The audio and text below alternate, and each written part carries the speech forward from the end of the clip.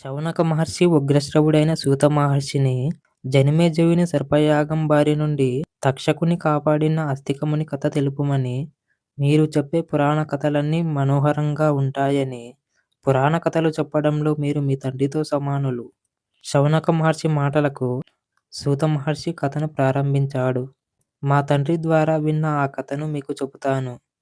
కృతయుగంలో దక్ష ప్రజాపతికి వినత కద్రువలు అనే ఇద్దరు కూతుర్లు ఉండేవారు. వారిని కశ్యపునికి ఇచ్చి వివాహం చేశాడు. ఇద్దరు భార్యలతో సంతోషంగా ఉన్న కశ్యపుడు ఒకరోజు సంతోషంతో మీకు ఇష్టమైన దాన్ని కోరుకోమన్నాడు. దానికి కద్రువ 1000 మంది సమాన తేజస్సులు కలిగిన నాగులను పుత్రులుగా అడిగింది.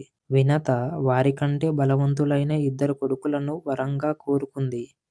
కశ్యపుడు తథాస్తు అని వారికి వరాలను ఇచ్చాడు. వరాలను పొందిన వినత కద్రువులు ఆనందించారు. గర్భాన్ని జాగ్రత్తగా రక్షించుకోమని కశ్యపుడు వారికి చెప్పి అడవికి వెళ్ళాడు. కశ్యపుని వర ప్రభావం చేత కద్రువ 1000, వినత 2 అండాలను కన్నారు.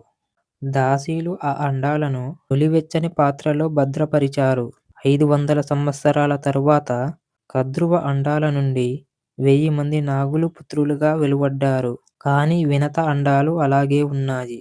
వాటిలో ఒకదాన్ని పగులగొట్టగా అందులో పైభాగం పూర్తిగా ఏర్పడి క్రింది భాగం ఇంకా ఏర్పడని ఒక శిశువు వెలికి వచ్చాడు. అతను కోపంతో, అమ్మా, ఏ సవతిని చూసి అసూయతో తొందరపాటుతో అండాన్ని పగలగొట్టి నన్ను అసంపూర్ణ శరీరునిగా చేశావో ఆ సవతికి నువ్వు 500 ఏళ్లు దాసిగా బ్రతుకు అని తల్లి అయిన వినతకు శాపం ఇచ్చాడు.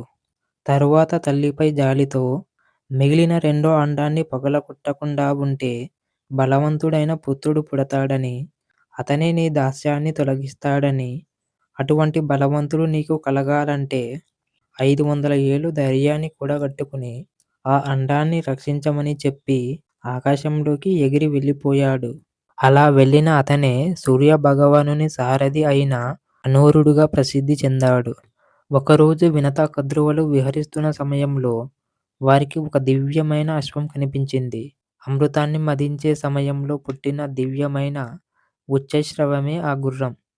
దాన్ని చూసి వారిద్దరూ వర్ణిస్తూ ఉండగా అని సూత మహర్షి చెబుతూ ఉన్నప్పుడు శౌనకుడు, సూతనందన, దేవతలు అమృత మదనం ఎక్కడ చేశారు, ఎందుకు చేశారు, ఈ ఉచ్చశ్రవం ఎలా పుట్టింది అని అడగ్గా సూత మహర్షి అమృత మదన కథను ఇలా తెలిపాడు.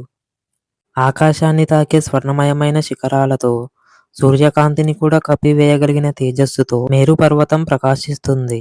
అటువంటి మేరు శిఖరంపై దేవతలందరూ ఒకసారి సమావేశమై అమృతం పొందడం కోసం ఆలోచిస్తూ ఉండగా నారాయణుడు వారికి ఇలా సూచన చేశాడు. దేవతలు, రాక్షసులు కలిసి సముద్రాన్ని మదిస్తే అమృతం పొందవచ్చని. నారాయణుడి సూచన మేరకు దేవతలు మందర పర్వతాన్ని పికిలించడానికి చూశారు. కానీ మేఘాల వరకు వ్యాపించిన శిఖరాలతో 11 యోజనాల ఎత్తు, లోతు కలిగిన ఆ పర్వతాన్ని వారు ఏ విధంగానూ కదిలించలేకపోయారు. మందర పర్వతాన్ని పెకిలించే ఉపాయం కోసం బ్రహ్మ, విష్ణువులను ప్రార్థించారు. బ్రహ్మ, విష్ణువులు ఆదిశేషుణ్ణి ఆ పర్వతాన్ని పెకిలించమని ఆజ్ఞాపించారు. వారి ఆజ్ఞానుసారంగా మహాబలవంతుడైన ఆదిశేషుడు వనాలతో అక్కడ నివాసం ఉన్న వారితో సహా మందర పర్వతాన్ని పెకిలించాడు. మందర పర్వతాన్ని మోసుకొని దేవతలు సముద్ర తీరం చేరి సముద్ర మదనానికి సముద్రుని అనుమతి కోరారు. దానికి సముద్రుడు అమృతంలో తనకి భాగం పంచితే మదించేటప్పుడు కలిగే కష్టాన్ని భరిస్తానని అన్నాడు. దేవతలు అందుకు అంగీకరించారు.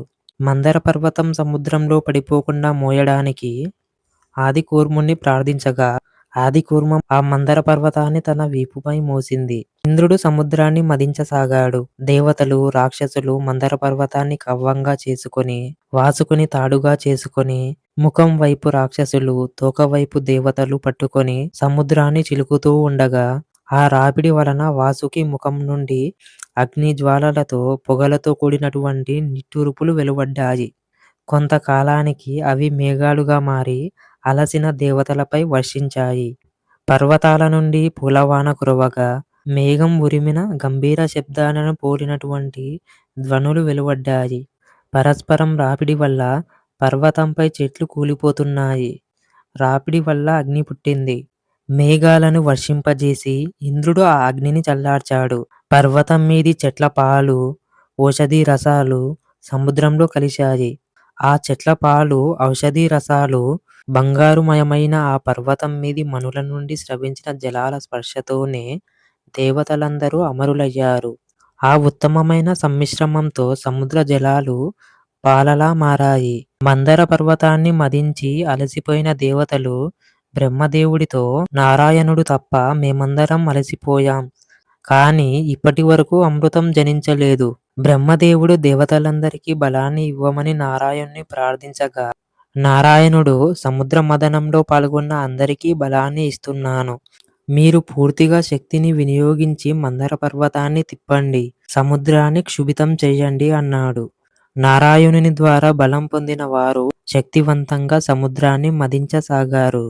అప్పుడు మొదటగా చల్లని వెలుగుతో, తెల్లని కిరణాలతో చంద్రుడు పుట్టాడు. తరువాత లక్ష్మీదేవి, సురాదేవి, ఉచ్చైశ్రవమనే తెల్లని గుర్రం, కౌస్తుభరత్నం, కల్పవృక్షం, కామధేనువు పుట్టగా, లక్ష్మీదేవి, సురాదేవి, చంద్రుడు, ఉచ్చైశ్రవం ఆకాశ మార్గంలో దేవలోకానికి చేరాయి. తరువాత దివ్య శరీరాన్ని కలిగి అమృత కమండలువుతో ధన్వంతరి అవతరించాడు. అమృత కమండలును చూసిన రాక్షసులు ఇది నాది నాది అని కోలాహలం చేశారు.